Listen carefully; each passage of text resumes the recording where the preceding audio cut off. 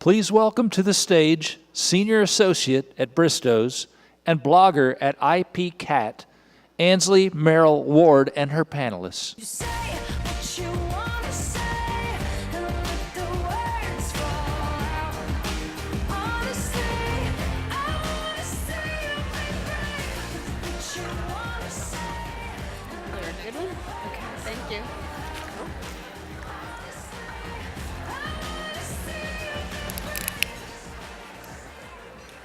Good afternoon, everyone. It's a pleasure to be here with you this afternoon. And I'm going to start with a little story. A couple of years ago, someone said to me in the work context, Ansley, be more Canadian or Swiss. You need to be less American. And that got me thinking. I had been working and living in London for over 15 years, and I was already very acutely aware of the cultural differences from being an American working in Europe. And I'd done a lot to kind of tone down some of my American traits, being very direct, a little bit cheerleady, kind of, come on guys, let's get it done. I toned it down to kind of assimilate with my English colleagues. But that question and that command, be more Canadian or Swiss, less American, got me to think, what was I actually being told? What was it about my communication style in the international context that may have been jarring for somebody? And I also got to thinking, would I have been told that had I been an American man working in London? And I think perhaps maybe not. Cross-border communication and management can often present novel challenges for women across the world, which are market dependent. How do women become effective leaders on the global stage, whether it's coordinating global litigation, getting business units off the ground, getting international government projects coordinated? This fireside chat will explore the tools and the skills to help enable you to be effective global leaders and communicators in whatever industry you operate in. I'm thrilled to be joined by a truly world-class panel of leaders in this area. We have Elena Borisenko, Noreen Krall, Michelle Lee, and Louise Pentland. Their accomplishments are known to many of you. I'm not going to spend any time going into them because we want to use this panel session to hear more about their experiences. And before we launch into that, I just want to set a little bit of the stage. There have been several studies which explore the differences in communication, leadership, and thinking styles. Maybe you've seen some graphs which show different cultures being emotionally expressive, less emotionally expressive, confrontational, less confrontational. So Americans are tended to be viewed as emotionally expressive and confrontational, whereas the Brits that I work with are the opposite. Similarly with the French and Italians, more emotionally expressive. It's tended that in some Asian countries it can be a little bit more the opposite. The Germans and the Dutch are sometimes categorized as being confrontational but not emotionally expressive. So there's a whole plethora of how people communicate, but that translates to how people look at leadership, how people make decisions. Is it hierarchical? Is it egalitarian? Are they doing decisions by a consensual basis? Is it top-down? So we have to modulate our approaches. But not only that from the kind of intra-communication styles, but also from how we communicate between men and women. Sylvia Ann Hewitt published a Harvard Business Review article which showed, quote, that in many markets, men are expected to deliver a compelling message by stating their conclusions directly, while women are expected to guide listeners to their conclusions.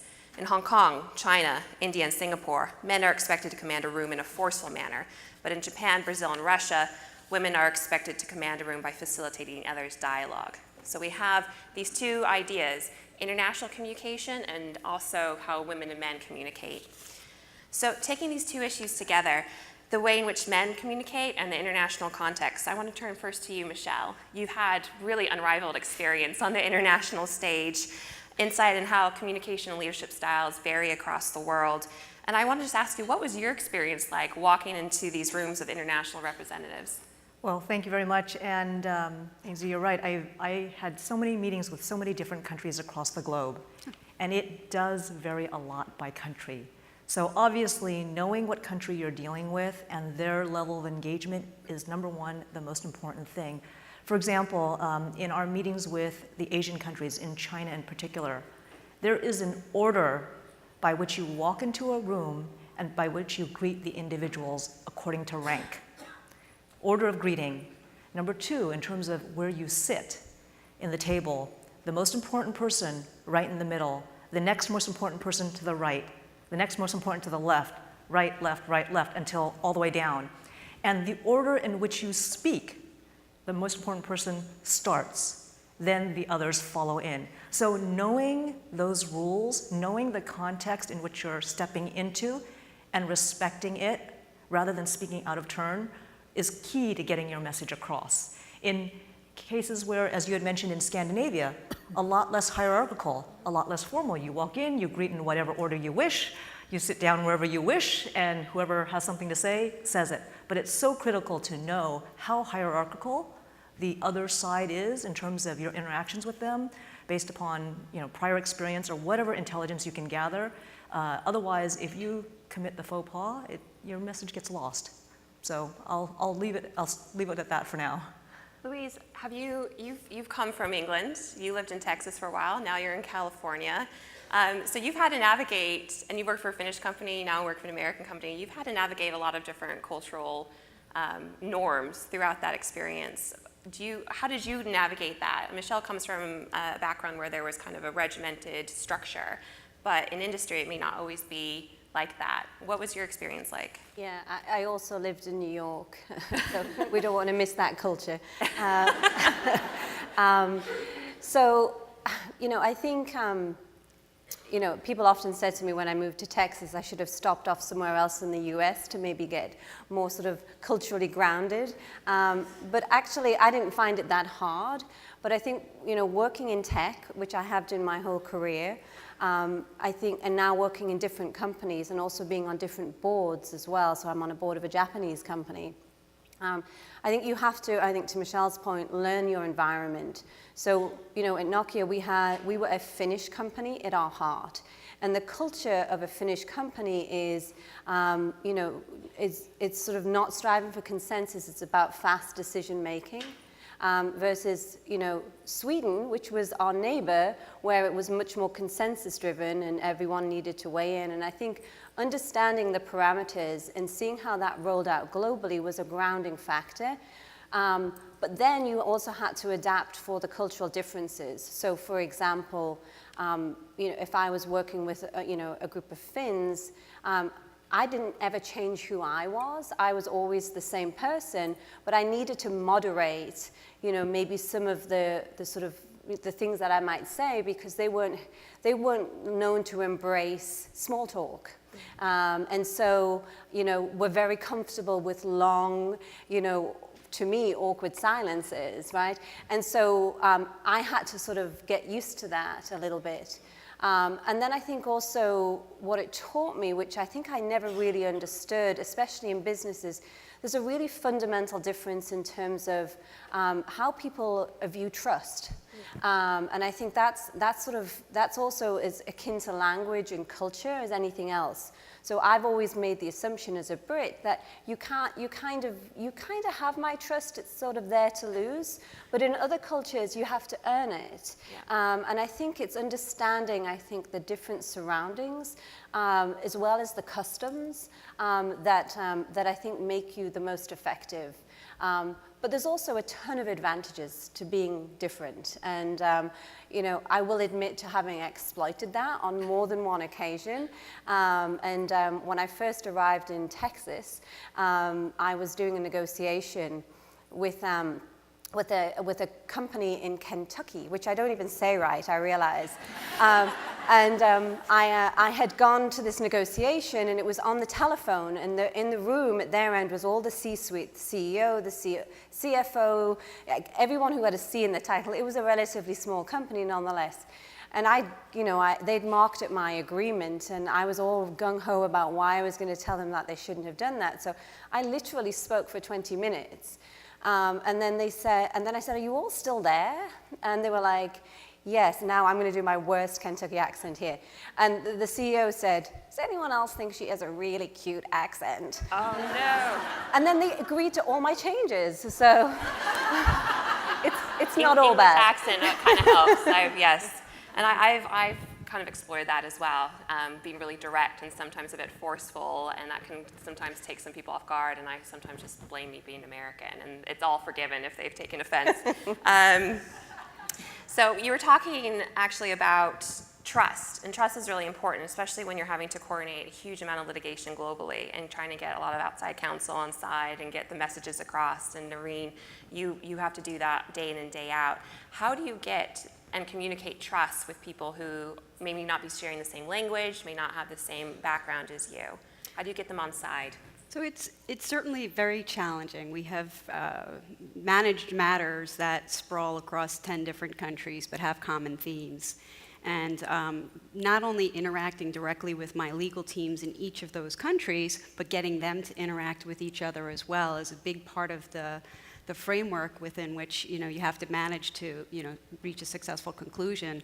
What I try to do is early on in a case, I'll try to bring a big case like that. I'll try to get all of the team together, not all of the team, but like the number one and number two of each of the countries that we're being represented in, and get them together in a room and really set forth what the strategy is, what the goals are, have very honest and straightforward conversations about the roles and responsibilities, about how you see each person's part of the case playing out, and then engaging them to say, okay, that's how I see the big picture now. Help me understand things that are unique in your country that we might want to adjust for, and getting them to interact both with each other and with me is of critical importance. But also just establishing very, clear and early on, who's responsible for different things, who's accountable, what kinds of communications need to take place, establishing, regular, calls, meetings, check-ins with the entire team is a big part of it. But there's so many cultural differences. I actually, one of the funniest is, I'm laughing because you're from the UK, but some of the lawyers in the UK I find are some of the hardest to work with. It's like two nations, two countries divided by a common language. Oh, yes. Yep. And I'll get some of their writings in their briefs, and I'm like, is this even English?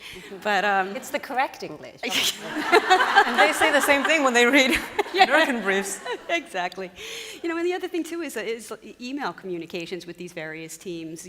Some are very formalistic, and they might get offended when you send something that's very, direct or short or abrupt. They send a long email like this, and I'll respond yes, and I realize I just ticked off a lot of people. And I can say that working at an English law firm, when we get those short emails back from our American colleagues, they're like, have we done something to offend them? And then it's like a whole 20 minutes of worrying that we've really annoyed a client. So there's definitely those, emails are a perfect example about different ways people communicate. Elena, you were at the Russian Ministry of Justice. You're now a deputy chairman at Gazprom Bank. In both contexts, you've had to advocate and negotiate with international bodies and different people, and especially in Russia, which is a huge country, and there's difference in culture from north to south that you were explaining to me. Have you had similar experiences in terms of communication issues that the other panelists have had, or what's your experience been like? Thank you very much for the question and for really inviting. I'm afraid I will be too late to say it. So I'm really impressed with the conference and all the audience and all the panels that we have. And answering to your question, I worked as a litigator and had international work in Russia and cooperated with litigation from Great Britain mostly for LCIE court. Then I moved to the Ministry of Justice and was in charge for and responsible for the regulation, legal profession, notary, forensic experts, many others. And of course, we had lots of relations with our colleagues from other Ministry of Justice. Now, Gazprom Bank has branches in Luxembourg, in Switzerland, in Hong Kong, in Belarus. And I have, for myself really, usually just one advice. Of course, you and your team have to prepare for the culture you deal with. So with the country, with the tradition, you have to read. But you have to, at the same time, be far from the stereotypic minding. Because sometimes, and I had lots of improvement. So the one was, I had a meeting with one delegation from the Middle East. And that was during the International Legal Forum, where lots of was a very busy schedule, lots of meetings, lots of delegation, and I mixed up the dates. And as soon as I understood that I will have a meeting in 10 minutes, I didn't understand that my skirt is too short, my sleeves are too short, and I thought that maybe it would be better, it would be more polite to dress another way. But at the same time, I didn't understand that I have very difficult conversation. I expected very difficult conversation. And I invited my colleague, a man, to be with me, to give respect for the such delegation, understanding their attitude and differences that they have. And what was a surprise when I met the deputy minister of this country, who graduated from Sorbonne, was a very European-minded. He talked only with me, that we had any problems, and we discussed and solved all the issues we had to. And I was a little bit ashamed because I made a stamp for him just before I met him. And that is very important to know, that you have to be curious when you deal with the international people, international participants of your team, and not expect the worst thing that you usually do. So curiosity and respect, that is my advice for myself, and maybe it will be helpful for the audience.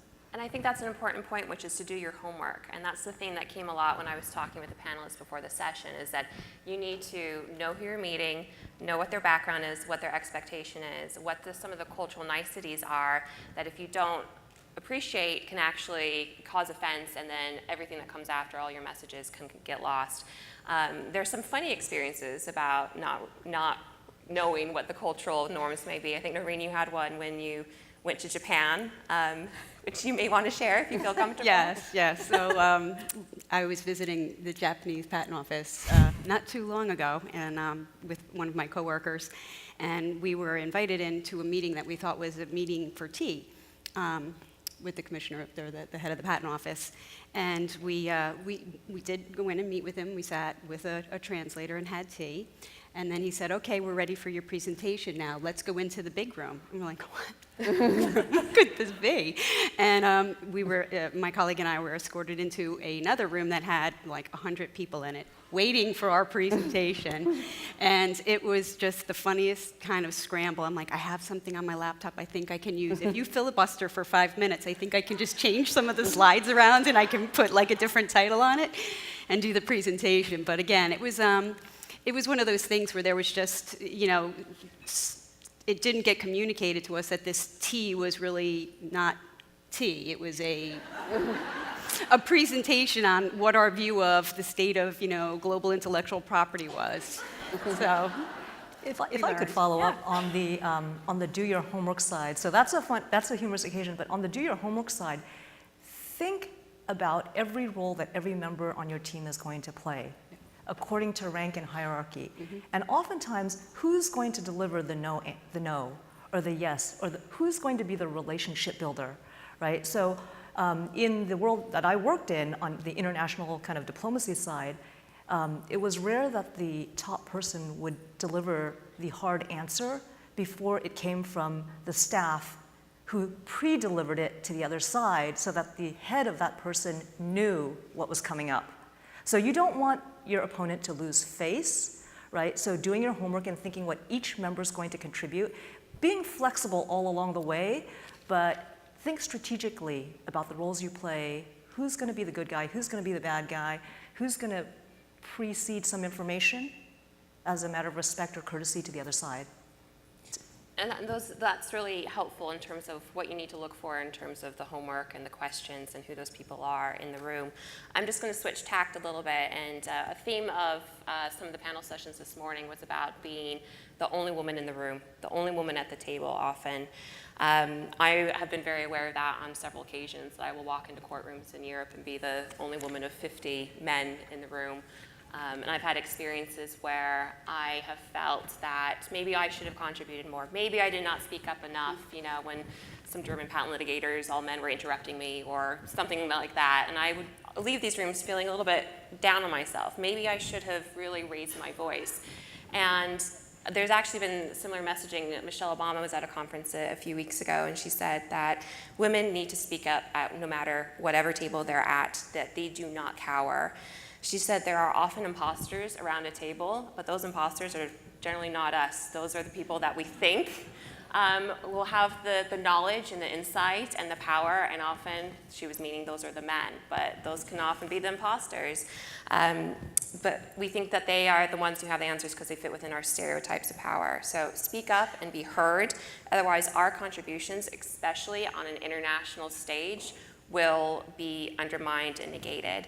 And Michelle, we were talking before the session about the importance of being the voice at the table. And you had the voice at the table on behalf of our country, but also the voice of the first woman as well.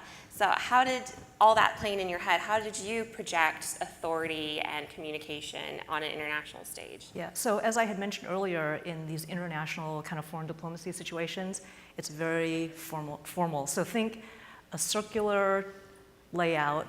Every country is sitting behind its flag, the most important person in the middle and down on. So you've got your teams and you're looking across, so you know exactly where everybody stands in terms of the hierarchy. And oftentimes you speak alphabetically or according to size of companies or country. So the order, right, of speaking, but even if you're not at the top of the hierarchy, right, you are there for a reason. And oftentimes, if you don't say anything, people will assume you know nothing. You are there for a reason, so make a contribution, do all your homework. And a bit of advice that I have, that I used early on in my career, was if it's less formal and structured than the situation in which I described, if you're in a room with lots of folks and there are conversations being had, when the question is first posed, you've done all your homework, you can pretty much anticipate what topic's going to be discussed because you have the agenda. Think very clearly and concisely and crisply what point you want to make, and when they pose that question, be the first one to volunteer. Why shouldn't you kick off the conversation with your answer? Because what happens is if you wait and wait and wait, somebody might have made the point that you made, or as you're hearing the conversation go in a different direction, you're like, oh no, my point is not exactly on point, and you may end up talking yourself out of what was a very good point. So you've got a point to make, you've done your homework, there's a moment in the beginning where there's a pause, you don't have to interrupt anybody. Many of us are uncomfortable interrupting, as Madeleine Albright says, so why not start off the conversation? That has the advantage of, you've done it, you've opened your mouth, they know you're intelligent, and anything that you say on top of that is all additive. Alida, you were shaking your head in agreement with Michelle during that. Yeah, I absolutely agree with Michelle. I'm absolutely sure that when you work, especially when you live, and especially when you work, you have to forget, you have to remember that you're a professional. And your role as a professional is to be effective and to do what you have to do and get the results that you have to get as a result. And if you take part in any negotiation, as a governmental person, as a business person, as a mom during the classes, parents meeting, you have to do what you need to do. And there is no need to be embarrassed, really. In Russia, you know, it may be a little bit easy because in Russia, in legal profession, the majority of lawyers are women. And the 2/3 of judges are women, prosecutors are women. So Minister of Justice, registration office, practically all of them women. That's not because we're so really progressive in now times, but because of the beginning of the 20th century, women got equal rights, and the first professor of mathematics was Russian Sofia Kovalevskaya, and ambassadors and so on. So during all the 20th century, women in Russia built the country really after the Second World War, after everything. So we grew up understanding without any of this problem. And only when you go internationally, you see that there are some, some different views. And you feel when you come for the negotiation in Great Britain, for example, you are the only woman in the room, but you don't have any, bad feelings because you are professional. So you feel. But I know my colleagues from Europe, for example, that have another feelings, and it is very important not to be embarrassed and not to think about it. Just feel yourself professional. Louise, I know that you've been really passionate about kind of creating cultural change from within so that everyone, including women, have the space to lead and to contribute so that when they go off onto the international context, they don't have maybe kind of the hang-ups that I think Elena was referring to that some of us culturally have ingrained in us when we walk into the room and notice we're the only woman. Maybe you can explain a little bit about the work you're doing. Yeah, so, I sort of take myself back to my younger self and how, having worked in tech for almost my entire career, how I've uniformly mostly been the only woman in the room. And unfortunately, that isn't drastically changed today, 20 years on. But what I've done is actually done my own sort of research, both on myself, but also I mentor a lot of women. And what I find is actually, and I have found, is a lot of similar patterns. And one of the, obviously it's not going to be earth-shattering because I'm sure most of the women in the room have gone through this themselves, where you're either maybe, for example, the first time you go into a new executive team or a new team, and everybody else is knows what they're talking about, and you're the only one that doesn't. And you say to yourself, well, how could I really be additive to this conversation? And what I did with a lot of the women, and it was a bit experimental, was to say, well, let's start with, you may not have the substance, but you know how to ask questions. So start introducing your voice into that dialogue by asking clarifying questions or posing questions that maybe, are a challenge without looking like you're trying to present yourself as knowing it all. And then build your confidence in that way. And actually, what I've seen from the folks that I've deployed this with is actually a step change in progress, because just even by raising your voice, it gives you a confidence that, all of those fears that you're holding on to, like everyone's going to say, oh gosh, what does she know? She's stupid. All of those anxieties and fears suddenly dissipate very, very quickly, and then the momentum of confidence building after that. And so I deploy that in every situation now that I go in, and it may be not necessarily that I'm just asking questions. I think to Michelle's point, I'll do my homework, I will have a point of view, and I will ask someone to challenge my point of view, but have you thought about it in this way? Because as I was looking at it, I observed the following. And so that way you start to really introduce your voice into the conversation, and so very quickly you become so relevant to that conversation that they really need you in there. And that actually I found, at PayPal has spread pretty extensively with the groups that I've worked with who have had some reservations. And they've come back and shared some of the feedback. And almost uniformly, it's never negative. Like, they've never really had a bad experience. And I think it's sometimes just creating a toolkit for women to allow you to find confidence in different ways. And have that confidence when you're at that table. I think being able to ask questions, that's a perfect way to do it, especially if you don't have the confidence of making a definitive statement about, oh, the construction of that patent claim is X. You can actually ask questions around it, for example, if you're kind of at the more junior end. Noreen, coming to you about making your voice heard. We had talked before the session about interruption and how some cultures can interrupt a little bit more out of passion or out of shows of power. And how do women, especially junior lawyers, how do you think they can counter those interruptions if they're being interrupted, or how do you now counter them, having kind of grown up now in that regime? It does continue to be a problem, obviously, whether you're in negotiations or having a discussion or a strategy session. And the things that I've tried to do over time is, one of two things is either, when you think back of, how to develop a presence, it starts with just, developing confidence in yourself, your experiences, what you're responsible for and what you're accountable for, kind of knowing all of that before you're going into any particular situation.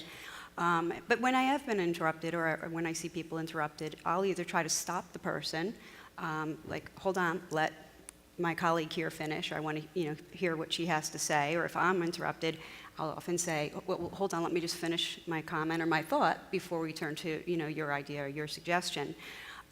There's other times where, maybe that doesn't work, or the other person, just keeps talking, in which case then, sometimes it's just, you just sit politely, let them finish, and then jump right back on that microphone as soon as they're done and say, okay, well, what I was going to finish saying before I was interrupted, and kind of call them out on it.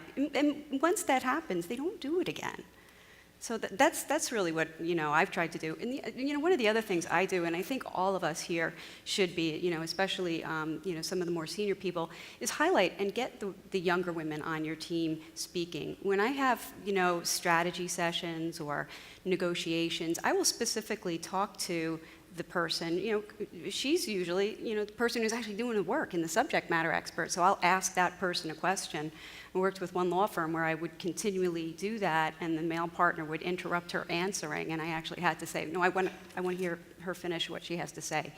So those have been the things that I've done, and hopefully people can. Louise, you're nodding your head quite fiercely at that. I couldn't agree more. I think there's a couple of points just to amplify on what Noreen's saying is, I do think it's incumbent on us as women to sort of look out for the people in the room who are maybe more junior.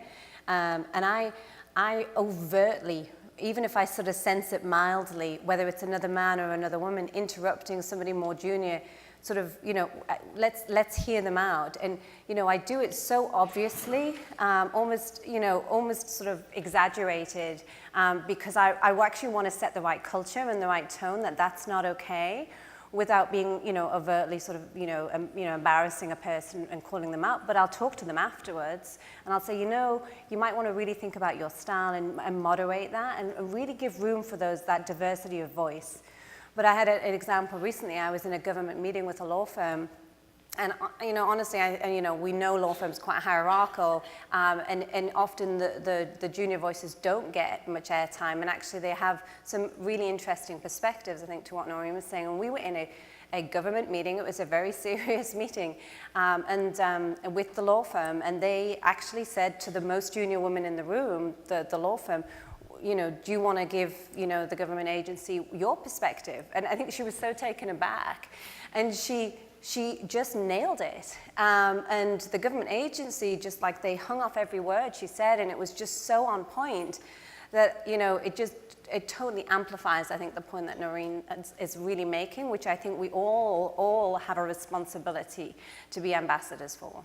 And carving out those opportunities when you're in those senior positions is really important for junior women. Another point I just want to explore a little bit is, do you think that sometimes we have a little baggage or hang-ups when we walk into rooms, especially in the international context, of how we feel like we are perceived to be, or how they're expecting us to be? Or do you just walk in and say, this is who I am, this is how I communicate, this is my style? How do you modulate that depending on your context? Noreen, Michelle, Elena, anyone who want to? Slightly, but not too much. I don't change my style too much. I am sensitive to the cultural norms.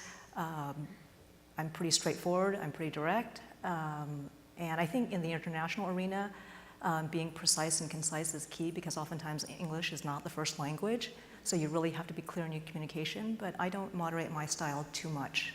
I'm sensitive to their styles, and I'm never offensive, I like to think, but I don't moderate my style too much. Noreen, what about you? I don't moderate my style too much Nope. either, and maybe a little less politically astute than you, because a lot of my international engagements, I'm in a fight, so it's not, we're starting from a different place. I think direct, honest, straightforward communications, even if they don't like the message that they're hearing, they know that you're a straight shooter, that you're being honest, and they can trust that even if you're telling them no or hell no, they get it, that that's really your position, and they can they can count on that. But it is, you do kind of moderate a little bit just for the environment. And again, especially in meetings in Asia Pacific countries, when you're doing a lot of it through translators, Right. you have to pick your words so carefully, pause, make sure it's getting translated correctly, because a lot can really go wrong if that isn't the case. If I could add just one point to that, and that is, there's a study that was conducted that said something like your listener pays attention to you for a minute and a half, or whatever, some very small amount of time before they decide they're going to pay attention to you on an ongoing basis, and then you overlay the translator issue on it. So you really have to, I think, be very concise, to the point, polite, of course, respective of culture, but you really have to think carefully before you open your mouth. You cannot ramble on. That's right. As for me, I try to, as I respect my team or partner for negotiation, I don't change directly. I also change myself slightly, maybe sometimes more formal, sometimes, more conservative. But what I really think is important when we have a negotiation in Russia with our team, so we joke a lot. Really. It's very funny, and sometimes that is near the fall, these jokes. When I go to the international audience or international negotiations, I try to keep myself without jokes, because you never can understand what the results will be. The translation of that will be. The translation, the attitude, the sense of humor is so, specific one that it can bring lots of trouble. So when I'm thinking what I really change in my international style of communicating, that is really Leave the jokes at home. Keeping far from jokes. And I think just to add, I mean, I think at the end of the day, the one thing that translates internationally is authenticity. Yes. And I think, you can sort of tone down, and, you don't want to be too abrasive. If you are too abrasive as in your nationality, you can tone that down, but people see through you if you're not really who you are. And I think that authenticity is what will carry you through all nationalities. And I think that's really important, and that's what was kind of driving that question, which is, do you change your style? And the answer universally was no. You shouldn't feel like you have to adapt who you are as a person, as a communicator. Be sensitive to the people around you and where their perspectives are coming from. But if you change too much of who you are, you're not authentic, and then you have more chance to lose your message within kind of covering up who you are. So absolutely what Louise says. We have a few more minutes left, and I just want to kind of wrap up some of the themes and messages that we've gotten from this panel, which is, first theme is homework is key. Know who you're meeting with, know what the kind of cultural norms and niceties are, what the expectations are, what the roles are of who you're meeting. Reach out to people around you who may have had experience in that jurisdiction before, see what their kind of tips are.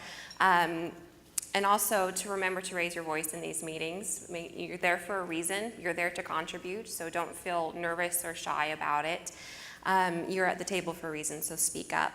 And I just want to go down the panel, starting with Louise. Do you have any other tips or messages you want to share, or any other ways you think that we as a group of powerful women can help each other get onto the international stage and make our presence more known? Well, I think it starts with raising your hand, right? I think, I always say it's truly the power of the network, and I look around this room, it feels very much to me like you could pretty much do anything you wanted to do with this network. And so how do you leverage that? Because sometimes it's just a break, and we know how we advance or how we get opportunities is more than often through our network, not necessarily through sort of more formalistic sort of approaches. So I think you have to start by owning your destiny, but leveraging what is an amazing group around you. And even if you don't know them, I often get people who come to me and say, well, I know you're really busy. I'm never going to be too busy to help another woman. Never, never, never. So just ask. Well, I mean...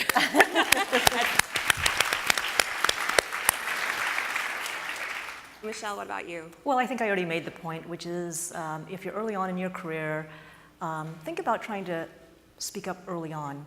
You will diffuse a lot of the anxiety and stress and all the talking yourself out of, oh, I don't have a valuable point to make. Just make it a point, make it up front.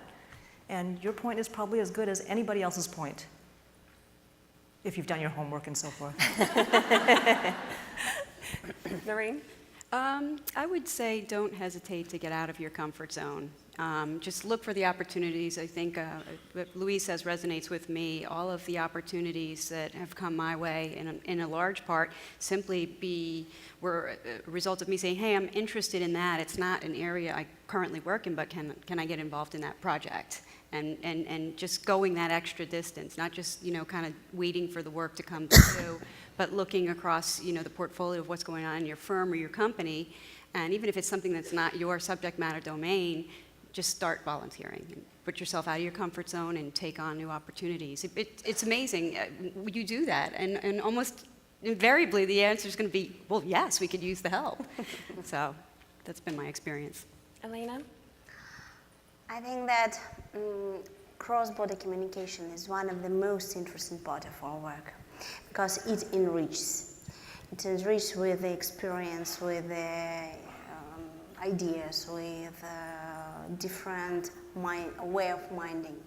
And if you are very curious and you are really interested, frankly interested in the partners, in the colleagues from the international, for foreign teams, you will get much more than if you just get your results without this interest. So working in an international team is an opportunity to enrich yourself and enrich your local national team. So that's my... But to do that, we have to show up, and we have to volunteer, and we have to raise our hands.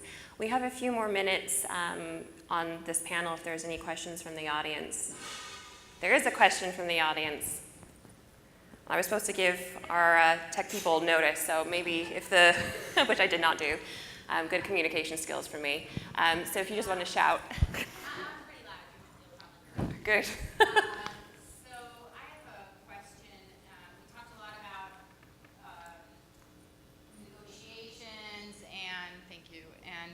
How do you handle negotiations with people, cross-border negotiations with people on the opposite side of the table? But I do a lot of cross-border work with multinationals, and I'd like to know how you handle the global differences within your own entity, especially if you're at the higher part of the ladder, working with subordinates or people, who are under you in different countries who may not take well to that, or how do you manage that kind of relationship?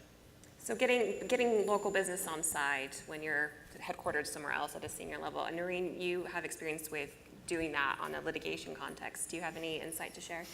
Yeah, I think you have to be sensitive to the fact that the farther, and this was my experience currently at Apple, but also when I was at IBM, where the further you get from headquarters, you have to recognize that those people out there don't fully, maybe know the big picture. They're a little bit more apprehensive about what their, roles and responsibilities are. So I think it's very important to make them feel as valuable part of the team. Be very clear and articulate when you need their help, what you need their help for. Thank them for helping you out in engaging and really trying to keep it like one team. We're all one team to accomplishing a single goal.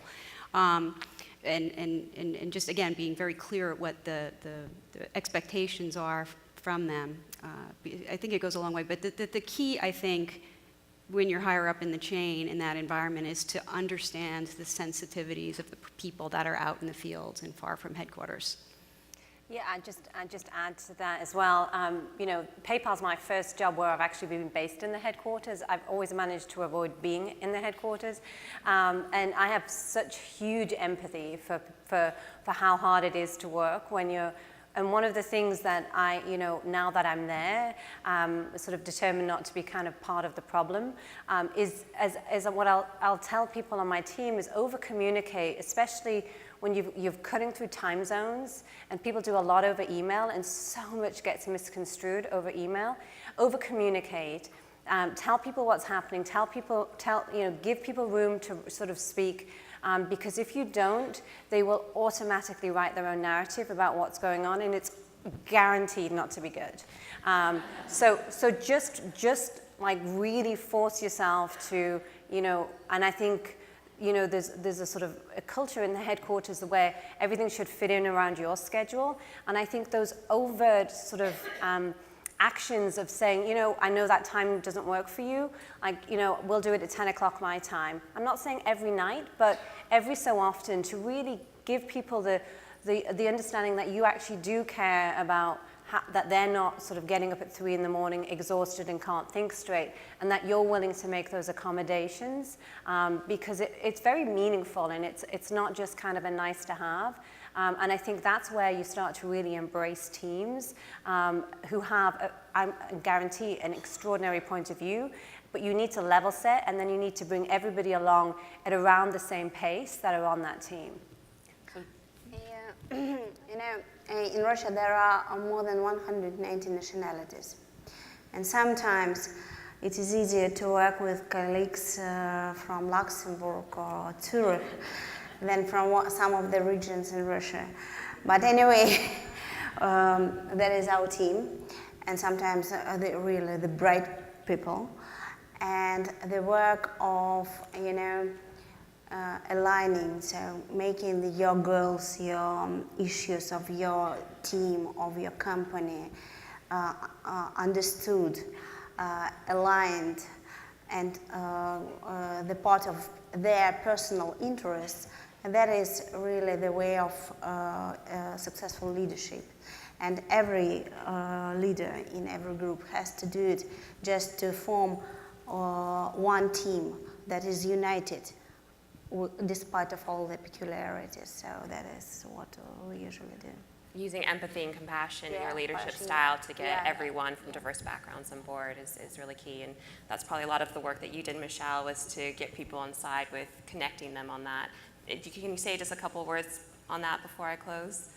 Not much more to add. Not much more to add? Well, Really. we've communicated everything we needed to effectively. I would like to thank everyone on the panel for their contributions, and for you for listening. I hope that you have walked away with some tools on how to be an effective global leader in all the roles that you pursue. So thank you very much.